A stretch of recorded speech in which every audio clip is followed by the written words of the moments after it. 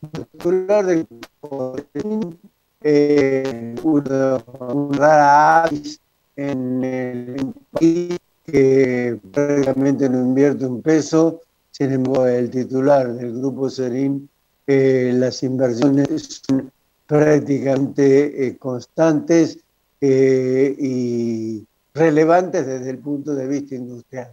Francisco Bacaro está en línea, es su titular y con él vamos a dialogar. Francisco, ¿qué tal? ¿Cómo te va? Hola Ricardo, ¿cómo andas? Buenas tardes. ¿Cómo andas? ¿Bien? Bien, bien Ricardo, bien. Pancho, ¿cómo estás viendo la situación del país con este proceso inflacionario que no cesa? Bueno, la verdad que nos tiene bastante preocupados. Generalmente uno está acostumbrado a que por lo menos cuando hay un proceso inflacionario, el gobierno por lo menos intenta de alguna manera ver cómo lo puede hacer para reducirlo. Y esta gente parece que no tiene o no tiene idea cómo hacerlo o no quiere hacerlo.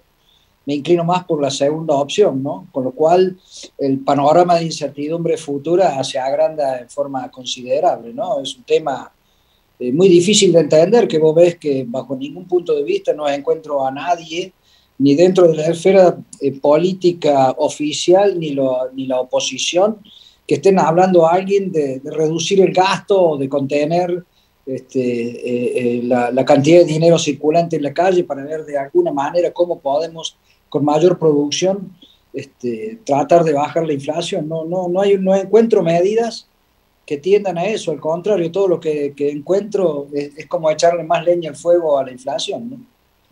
Y esto genera una incertidumbre Pancho, futura total.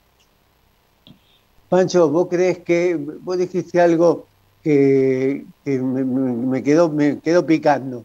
Es decir, hablaste de decir no quiere o no puede.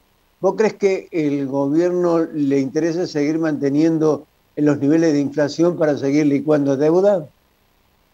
Yo creo que estoy totalmente convencido de eso, Ricardo. Vos lo sabes muy bien, que el gasto público, una de las formas de contenerlo es licuándole los ingresos a todo el personal del Estado, ¿no? Pero eso ya lo vienen haciendo y vos fijate los niveles de ingresos de la pobre gente que son los jubilados, con una jubilación mínima que es realmente una risa, no le alcanza para nada a la gente, a pesar de que le tiran por ahí un bono y algunas otras cosas, la gente está con una preocupación total que no sabe, no llega ni a los primeros 10 días del mes. Realmente es una aberración lo que están haciendo y evidentemente no los veo con intenciones de arreglar nada de eso, porque vos te das cuenta que de repente arreglan los problemas tirando más bonos, emitiendo más dinero. Todo es realmente en contra de poder tomar medidas que digan, che, ¿cómo hacemos para controlar esta inflación? Controlando precios ya sabemos de entrada que eso es imposible. Así que nosotros lo que tratamos de hacer, sabemos que este nivel de inflación se va a mantener hasta el año que viene, si tenemos que esperar que termine su periodo de gobierno, y estamos tratando de adaptar las empresas a esas cosas, convivir con una inflación alta, con el cortísimo plazo. No nos queda otra porque no veo que... Yo normalmente le pregunto a los candidatos de la oposición, llámese Esper, llámese al mismo Milei, llámese a la gente del PRO, y le pregunto, ¿qué vamos a hacer de acá a diciembre? ¿Vamos a ser unos simples espectadores? Ustedes van a votar leyes para que no se apliquen más impuestos, pero ¿cómo hacemos para cambiar esto? Y veo que no hay ninguna posibilidad de acá a diciembre del año 2023 a que haya ningún cambio importante, con lo cual nos tenemos que ir adaptando a esta situación, Ricardo, no hay otra. ¿Considerás, Pancho, que ya es muy difícil programar o hacer planes para 30 días o tomar previsiones para 30 días? Más difícil todavía significa hacerlo a largo plazo, teniendo en cuenta que, primero, no encuentra este gobierno o no tiene este gobierno un plan concretamente definido desde el punto de vista económico y que la oposición tampoco muestra ideas. ¿En qué situación crees que se ubica el país teniendo un gobierno sin plan y otro que no ofrece todavía ideas para poder salir de la coyuntura?